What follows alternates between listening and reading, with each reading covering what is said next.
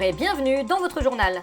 À la une des derniers jours, alors que le maire de droite sortant de Toulouse, Jean-Luc Moudinque, est mis en cause par Mediapart pour avoir fait une alliance secrète avec le candidat Reconquête pour affaiblir la liste RN, ce dernier a affirmé qu'il préférait faire monter les fascistes que donner la ville aux gauchias.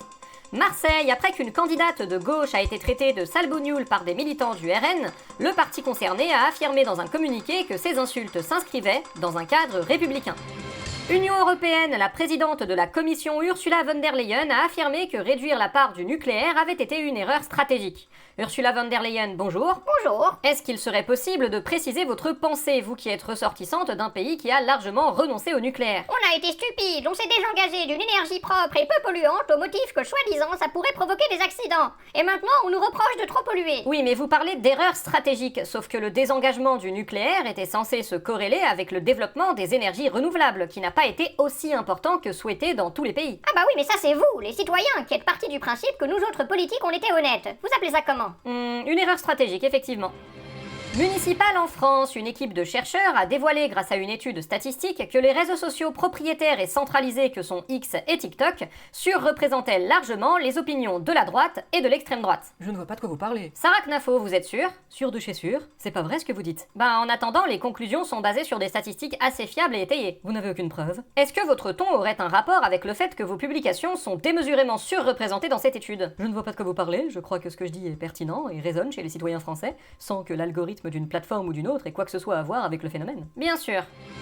Retour à la mairie de Marseille où plusieurs candidats se sont inquiétés de la présence de personnes décédées sur les listes électorales. Oh, tout de suite les insinuations! Bonjour Martine Vassal, j'ai encore rien dit, vous savez? Ouais, mais vous l'avez pensé très fort. Par rapport au fait que vous faites voter les morts? Au bout d'un moment, ça va! À Marseille, on a toujours fait comme ça! Oui, et il serait peut-être temps d'arrêter, justement. Mais c'est bon! Si je reprends les slogans des années 40, je peux bien faire voter des électeurs des années 40 aussi! Et effectivement. Difficile de savoir comment interpréter les sondages à l'approche des municipales. Notre spécialiste météo nous a donc donné un élément de réponse.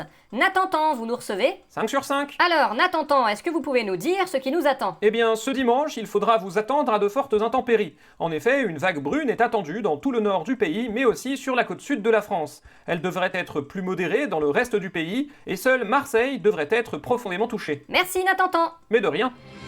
Pour notre entretien du jour, nous recevons la députée macroniste et candidate à la mairie de Lille, Violette Spilbout. Violette Spilbout, bonjour. Bonjour. Violette Spilbout, vous avez affirmé durant votre campagne que Lille était la 3e ville la plus dangereuse de France. Sur quoi basez-vous cette affirmation? Tout à fait, Lille est la 3e ville la plus dangereuse de France, et c'est pour cette raison que je compte armer la police municipale si je suis élue. Oui, d'accord, mais ma question c'était, est-ce que vous avez une source fiable pour votre affirmation? Exactement, cette ville est gangrénée par la violence, la drogue et le crime. Et tout ça, c'est la faute des socialistes. Mais qu'est-ce qui vous permet de l'affirmer? Vous devez bien avoir des éléments pour étayer vos propos. Bien sûr, je compte me battre pour lutter contre l'insécurité qui gangrène notre ville. Et car je suis la seule à en prendre la mesure, votez pour moi. Bon, vous mentez en fait. Je mens même pas d'abord. Tout ce que je dis c'est vrai. Alors prouvez-le moi.